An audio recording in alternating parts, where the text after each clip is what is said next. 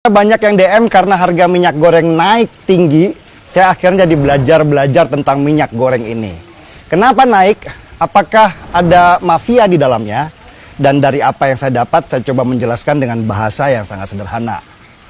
Minyak masakan, atau kita kenal di Indonesia dengan nama minyak goreng, sudah menjadi bahan pokok yang harus ada di dapur masing-masing. Kita biasanya mengenal minyak goreng terbuat dari sawit. Tapi sebenarnya di dunia ini ada beberapa jenis minyak goreng yang terbuat dari buah zaitun atau olive oil, juga dari kelapa, dan ada juga yang dari bunga matahari. Tapi minyak goreng yang sangat kita kenal terbuat dari buah sawit. Dan kebetulan negara kita adalah produsen minyak sawit terbesar di dunia di atas Malaysia, Thailand, Kolombia, dan Nigeria.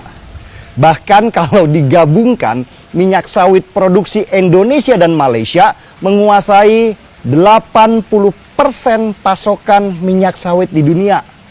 Negeri kita dengan lahan jutaan hektar memang cocok untuk ditanami hasil alam seperti sawit yang butuh lahan luas untuk produksinya. Di internasional, minyak sawit dikenal dengan nama CPO atau Crude Palm Oil. Harga belinya ditentukan oleh dunia internasional karena ternyata minyak dari sawit bukan hanya digunakan untuk minyak goreng saja, tetapi macam-macam kebutuhan di dunia seperti kosmetik, mentega, sampai BBM yang bernama biodiesel. Nah, biodiesel inilah yang kemarin membuat hubungan Eropa dan Indonesia juga Malaysia rusak.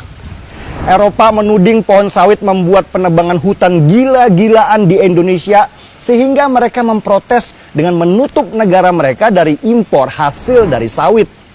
Indonesia kemudian membalas dengan tidak mengirimkan nikel yang menjadi bahan utama untuk industri baja di Eropa, sehingga akhirnya Eropa menggugat Indonesia ke pengadilan internasional. Oke, dari penjelasan itu kita akhirnya tahu kalau minyak dari sawit nggak hanya dipakai untuk minyak goreng saja. Sehingga meskipun negara kita adalah produsen sawit terbesar di dunia, sangat mungkin kita di dalam negeri krisis minyak goreng. Kenapa? Karena pengusaha sawit lebih suka mengekspor hasil sawitnya ke internasional. Harganya lebih tinggi karena kebutuhan minyak sawit atau CPO di dunia semakin lama juga semakin tinggi.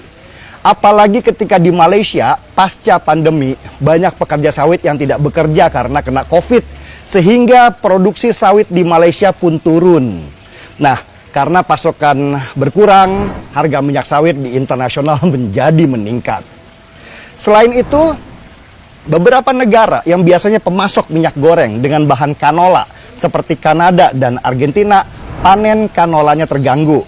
Jadi mau nggak mau, permintaan minyak sawit meningkat karena orang harus mengganti minyak goreng yang biasanya mereka pakai dari biji kanola dengan minyak sawit. Itu baru pemakaian untuk konsumsi makanan. Krisis energi besar di beberapa negara seperti di Cina, India, dan Eropa membuat mereka yang biasanya memakai bioenergi harus mengalihkannya ke biodiesel. Biodiesel bahan utama terbesarnya dari sawit. Permintaan minyak sawit kemudian menjadi tinggi. Pasokannya berkurang, harganya pun menjadi gila-gilaan.